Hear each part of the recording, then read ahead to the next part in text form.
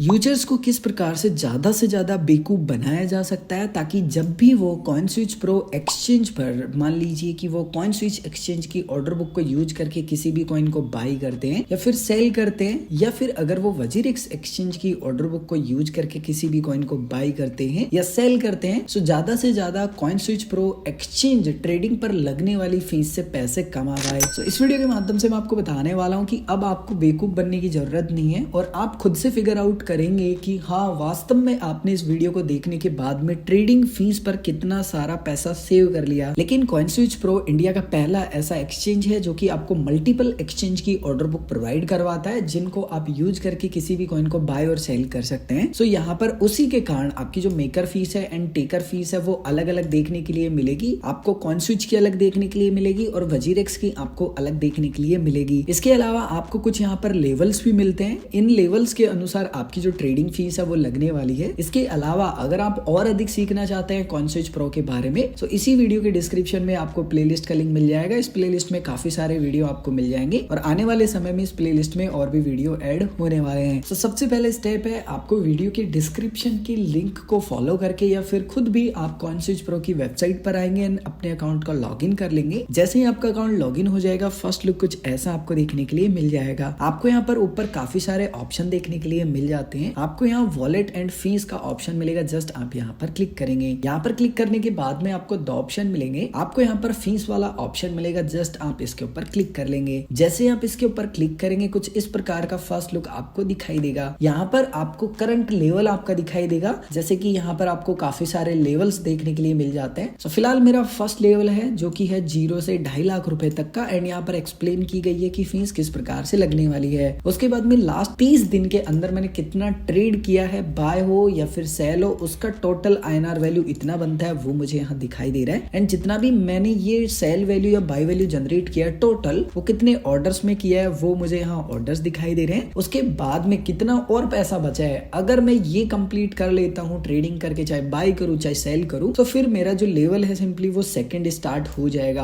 आप इसी पेज को थोड़ा सा नीचे की तरफ स्क्रॉल करेंगे, यहाँ पर आपको लिखा हुआ मिलेगा कॉइनस्विच एक्स फीस। इसका मतलब ये है कि अगर आप कॉइनस्विच प्रो के माध्यम से जो कॉइनस्विच एक्सचेंज है उसकी ऑर्डर बुक को अगर आप यूज करते हैं और किसी भी कॉइन को फॉर एग्जांपल आप बाई करते हैं, सो आपकी इस स्ट्रक्चर के अनुसार जो फीस है सिंपली वो लगने वाली है मेकर एंड टेकर। अब फिलहाल हम समझ रहे हैं जो कॉइनस्विच है उसकी ऑर्डर बुक से जब भी आप बाय और सेल करते हैं किस प्रकार से आपकी मेकर एंड टेकर फीस लगती है आपके बाय वैल्यू ट्रांजेक्शन पर और सेल वैल्यू ट्रांजेक्शन पर। लेकिन आपको सबसे पहले ये समझना है कि मेकर का मतलब क्या होता है और टेकर का मतलब क्या होता है। तो फॉर एग्जांपल मैं कॉइनस्विच प्रो के माध्यम से किसी भी कॉइन को बाई करके आपको एक्सप्लेन करता हूँ। सो मैंने यहाँ पर सेलेक्ट एक्सचेंज पर क्लिक किया एंड यहाँ पर जो कॉइनस्विच है उसको सेलेक्ट कर लिया। सो इसका मतलब ये है कि अगर मैं अब जिस भी कॉइन को बाई कर रहा हूँ फॉर एग्जाम्पल, सो मेरी जो फीस लगने वाली है इस स्ट्रक्चर के अनुसार लगने वाली है। सो मान लीजिए कि मैं बिटकॉइन को बाई कर रहा हूँ, सो मैंने बाय वाले ऑप्शन को सेलेक्ट कर रखा है एंड लिमिट ऑप्शन मेरा सेलेक्ट है एंड यहाँ पर मैं बाई कर रहा हूँ। सो मुझे सेलर का जो प्राइस है वो देखना होगा। सो यहाँ पर सेलर बोल रहा है कि मैं 42,93,357 रुपए पे इतनी क्वांटिटी बेचने वाला हूँ। क्वांटिटी का मतलब होता है मात्रा या नंबर ऑफ यूनिट बिटकॉइन के कि वो कितना बेचना चाहता है। अब अगर ये फर्स्ट ऑर्डर का प्राइस मैं लिमिट ऑर्डर में डाल दूंगा और जितनी भी क्वांटिटी मैं बाई करना चाहता हूँ, ऐसा जरूरी नहीं है कि मुझे टोटल क्वांटिटी बाई करनी है, मैं जितनी भी क्वांटिटी बाई करना चाहता हूँ वो डाल दूंगा और अगर मैं ऑर्डर प्लेस कर दूंगा तो मेरा जो ऑर्डर है वो इंस्टेंट एग्जीक्यूट हो जाएगा। उस कंडीशन में मेरी जो फीस है वो मानी जाएगी टेकर फीस। टेकर फीस तब आपकी मानी जाती है जब आप इंस्टेंट ऑर्डर को एग्जीक्यूट करते हैं। आप उसको ये बोल सकते हैं कि मार्केट ऑर्डर पर जब भी आप किसी भी कॉइन को बाई कर देते हैं या सेल कर देते हैं, सो आप टेकर कहलाते हैं एंड मेकर वो कहलाते हैं जो अपना प्राइस बताते हैं और इंस्टेंट अपना जो ऑर्डर है वो एग्जीक्यूट नहीं करते हैं। इसको आप शॉर्ट में ऐसे समझ सकते हैं कि ये जितना भी सेलर पैसे मांग रहा है ना उतना पैसा आप नहीं दे रहे। मान लीजिए कि यहाँ पर आप बायर को देख रहे हैं कि यार बायर कितना ऑफर कर रहा है। सो बायर मान लीजिए ऑफर कर रहा है 42,70,025 रुपए, लेकिन आप क्या करते हैं इससे एक पैसा भी अगर अधिक लगाएंगे सो आपका जो ऑर्डर है वो ऊपर आपको दिखाई देगा। सो आपका ऑर्डर लग गया, आपने इंस्टेंट अपना जो ऑर्डर है ना वो एग्जीक्यूट नहीं किया। सो आप जब भी लिमिट ऑर्डर के अंदर यानी कि अपना प्राइस बता के खरीदेंगे और आपका जो ऑर्डर है वो इंस्टेंट एग्जीक्यूट नहीं होगा, सो आप कहलाते हैं मेकर। सो बहुत सिंपल है, मेकर का मतलब होता है कि आप अपना लिमिट के अंदर जो ऑर्डर है वो एग्जीक्यूट कर रहे हैं और टेकर का मतलब है कि आप मार्केट ऑर्डर पर या इंस्टेंट अपना जो ऑर्डर है वो एग्जीक्यूट कर रहे हैं, इसलिए आपकी जो फीस है वो अधिक लग रही रही है। इसी प्रकार से आपकी जो फीस है वो वजीरिक्स पर देखने के लिए मिल जाएगी, बट वजीरिक्स एक्सचेंज पर आपको जो मेकर फीस है एंड टेकर फीस है वो समान ही देखने के लिए मिलती है। अब ऐसा क्यों है? क्योंकि जो वजीरिक्स एक्सचेंज है उसका अलग से एक फीस स्ट्रक्चर है। सो वहां पर जितनी भी फीस एप्लीकेबल होगी उतनी ही फीस आपको देनी होगी, या फिर कॉइन स्विच नहीं चाहेगा कि आप वजीरिक्स एक्सचेंज की जो ऑर्डर बुक है उसको यूज करें, क्योंकि अगर आप उसको यूज करेंगे तो वजीरिक्स एक्सचेंज की आप हेल्प कर रहे हैं लिक्विडिटी को प्रोवाइड करवाने में, जो कि कॉइन स्विच चाहेगा कि आप उनकी ऑर्डर बुक में लिक्विडिटी प्रोवाइड करवाए। कुछ इसी प्रकार से आपकी जो फीस है वो कम होती जाएगी जैसे जैसे आप ट्रेडिंग वॉल्यूम जनरेट करते जाएंगे अधिक से अधिक 30 दिन में। जैसे यहाँ पर कम से कम जो फीस है बेसिकली वो आपकी लगने वाली है जब आप 50 करोड़ से 100 करोड़ के बीच में जो ट्रेडिंग वॉल्यूम है वो जनरेट कर लेते हैं। सो अगर आप लिमिट ऑर्डर पे खरीदेंगे ना तो उस कंडीशन में तो कुछ भी फीस नहीं लगेगी आपकी, और अगर आप मार्केट ऑर्डर पे खरीदेंगे तो रफली 0.1% लगेगी। मैं तो ये बोलूंगा कि ये भी बहुत अधिक है। अगर आप इतना ही ट्रेडिंग वॉल्यूम जनरेट कर रहे हैं तो फ्री होना चाहिए। एंड अगर वजीरिक्स की बात करें तो वजीरिक्स पर आपकी जो लिमिट ऑर्डर के अंदर फीस है एंड जो मार्केट ऑर्डर के अंदर है वो समान ही लगने वाली है। एंड जितना भी आप ट्रेडिंग वॉल्यूम जनरेट कर रहे हैं 30 दिन की ही काउंट होगी, वापस से फिर 30 दिन फिर 30 दिन। अब अगर आप कम से कम ट्रेडिंग फीस पे करना चाहते हैं तो आपको बस दो बातों का ध्यान रखना है। जब भी आप जिस भी कॉइन को बाय कर रहे हैं, मान लीजिए आपको इंस्टेंट ही बाय करना है, मान लेते हैं कि आपको बिटकॉइन को बाय करना है, चाहे आप यहाँ पर वजीरिक्स एक्सचेंज की ऑर्डर बुक यूज करें या फिर कॉइन स्विच की ऑर्डर बुक यूज करें। मान लीजिए कि मुझे बाय करना है तो मैं यहाँ पर बायर का प्राइस देख लूंगा सबसे पहले कि वो क्या ऑफर कर रहा है और सेलर क्या ऑफर कर रहा है। जो भी बायर है जितना भी प्राइस वो ऑफर कर रहा है उससे मैं 1 या 2 रुपए अधिक ऑफर करूंगा बाय करने के लिए, लेकिन सेलर से कम रखूंगा हमेशा 10-15 रुपए, ताकि मेरा जो ऑर्डर है वो इंस्टेंट एग्जीक्यूट ना हो या फिर फर्स्ट जो प्राइस लिखा हुआ है सेलर का उससे मैच ना हो। तो मेरा जो फीस होगा ना फिर वो लिमिट ऑर्डर के अनुसार फीस लगेगा, मार्केट ऑर्डर के अनुसार नहीं लगेगा। और जब भी आप बेचते हैं, फॉर एग्जाम्पल कि आप किसी भी कॉइन को बेचना चाहते हैं, मान लीजिए मैं इथेरियम को बेचना चाहता हूँ, तो मैं हमेशा कोशिश करूंगा कि जो भी बायर का प्राइस है ना